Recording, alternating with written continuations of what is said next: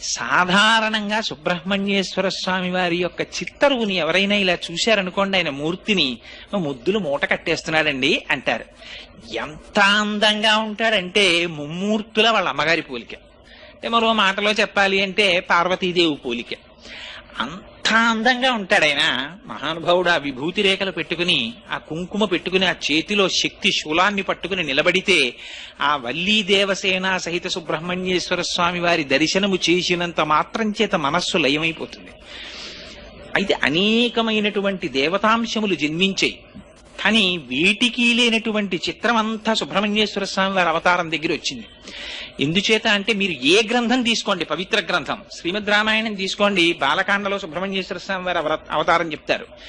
భారతం తీసుకోండి, సుబ్రహ్మణ్యేశ్వర స్వామి వారి గురించి చెప్తారు. వామన పురాణం తీసుకోండి, సుబ్రహ్మణ్యేశ్వర స్వామి వారి గురించి చెప్తారు. స్కాంద పురాణం